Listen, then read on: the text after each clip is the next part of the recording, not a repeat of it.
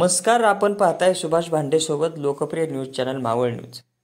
मराठी भाषेला अभिजात भाषेचा दर्जा मिळाल्याने पालकांनी आता आपल्या विद्यार्थ्यांना मराठी माध्यमाच्या शाळेतच घातले पाहिजे आणि मराठी शाळांचं जतन आणि संवर्धन करण्यासाठी महाराष्ट्राच्या सरकारने आणि केंद्र सरकारने सुद्धा प्रयत्न केले पाहिजेत.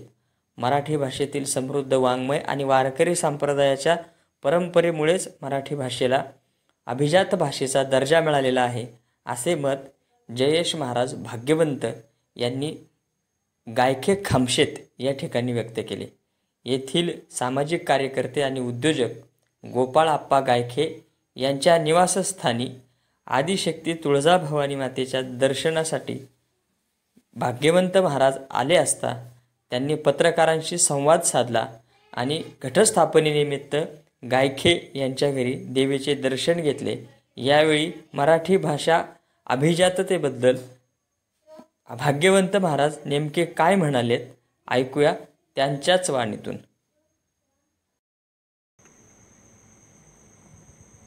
काय सांगाल महाराज? ज्ञानेश्वर महाराजांना मूळ संस्कृतमध्ये असलेली श्रीमद भगवद्गीता मराठी भाषेतच लिहावी किंवा त्या गीतेची मराठी भाषेतच भाषांतर करून टीका करावी, अशा प्रकारची प्रेरणा कशी मिळाली असेल? कारण गुजराती, तमिळ, मल्याळम वगैरे इतर प्राकृत भाषा असतानासुद्धा गीता ही मराठीतच भाषांतरित केली पाहिजे. ज्ञानेश्वर महाराजांनी असं का ठरवलं असेल, तुम्हाला काय वाटतंय? रामकृष्ण हरी. मी जयेश महाराज भाग्यवंत, श्री मलंगगड, डोंबिवली.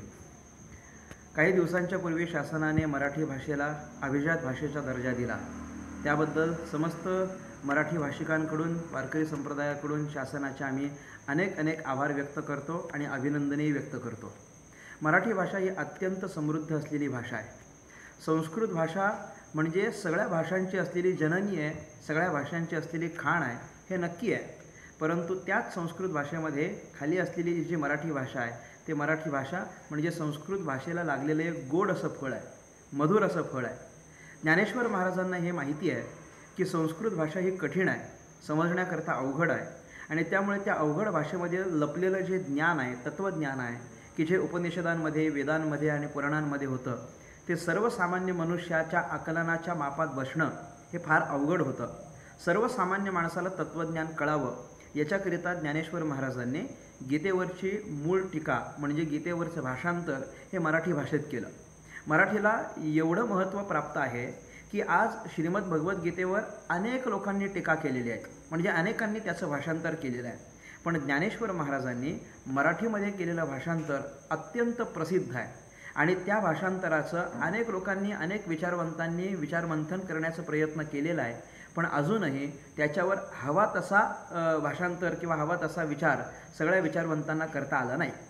कारण मराठी ही अशी भाषा आहे की ज्ञानेश्वर महाराजांनी त्या मराठी भाषेच्या संबंधाने बोलत असताना असं म्हटलेलं आहे, माझा मराठाची बोलू कौतुके, परी अमृता तेही पैजा जिंके, ऐसी अक्षरे रसिके मिळवीन.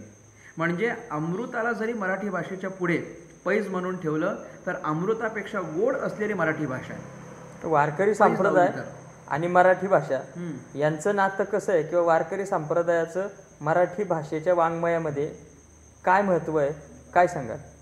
आत्तापर्यंत मराठी भाषा जास्तीत जास्त तळागाळापर्यंत रूढ करण्याचं काम हे वारकरी संप्रदायानं प्रामुख्यानं केलेलं आहे.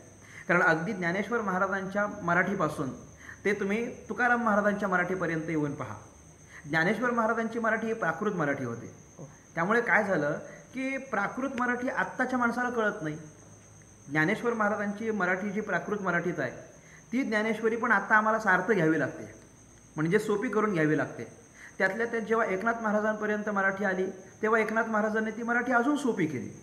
किंबहुना सगळ्या तळागाळातल्या लोकांना पोचता यावं, तत्त्वज्ञान कळावं याच्याकरता त्यांनी भारुडाची रचना केली, ती पण मराठीत आहे. आणि ती भारुडाची रचना एवढी सोपी आहे की सर्वसामान्य माणसाला पण ती मराठी कळेल. त्यात नंतर परत तुकाराम महाराज येतात तेव्हा अजून मराठी भाषा सोपी करतात. याचा अर्थ मराठी भाषा ही अनेक हजारो वर्षापासून आपल्यामध्ये होती, परंतु ती प्रत्येकाच्या स्तरावर निरनिराळ्या विभागामध्ये निरनिराळ्या पद्धतीनं पसरलेली होती.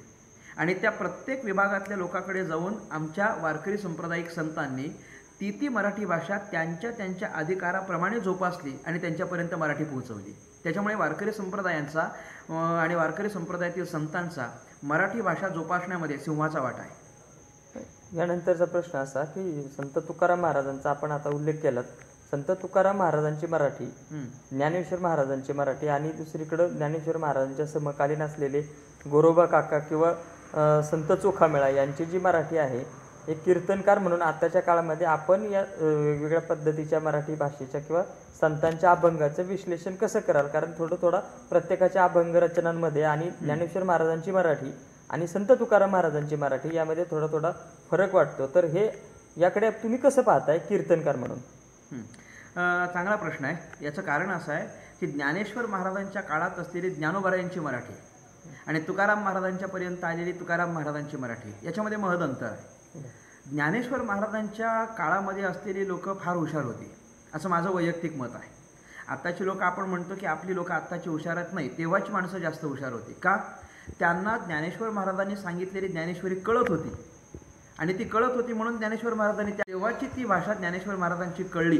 ज्ञानेश्वर महाराजांची मराठी नक्कीच थोडी अवघड आहे. आम्ही कीर्तनकार लोक पण शक्यतो माऊलींचे अभंग लवकर कीर्तनाला घेत नाहीत. याचं कारण त्यातला अर्थ लवकर उलगडा होत नाही. पण त्यांच्या तुलनेत तुकाराम महाराजांची मराठी ही नक्कीच सोपी आहे.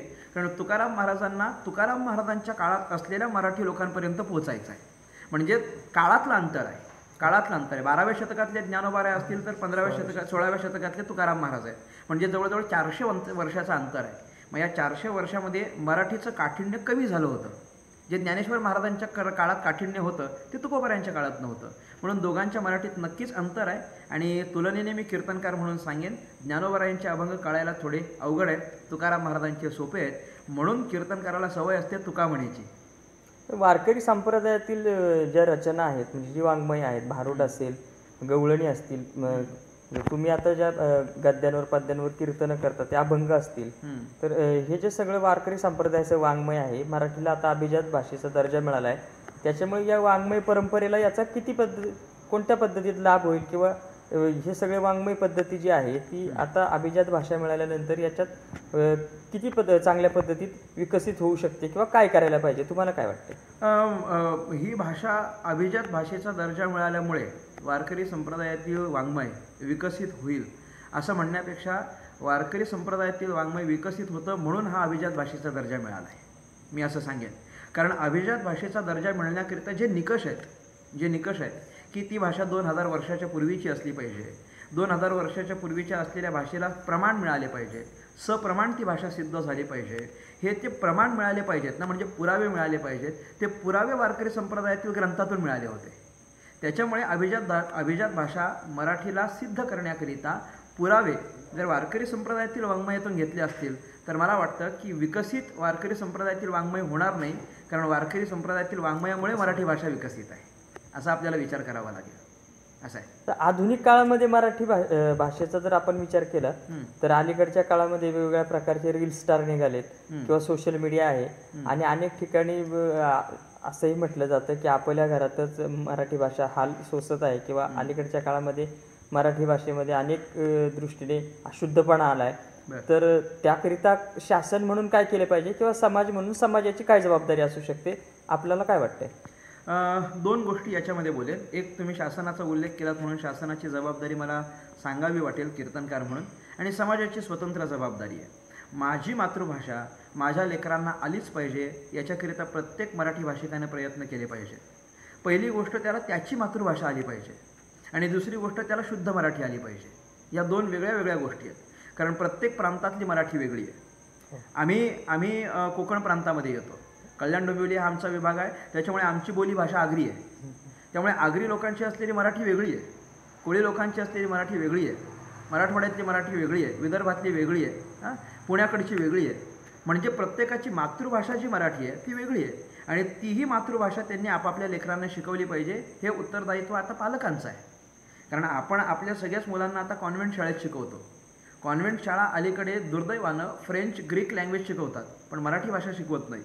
मग ती जबाबदारी कोणावर? आपल्यावर आहे.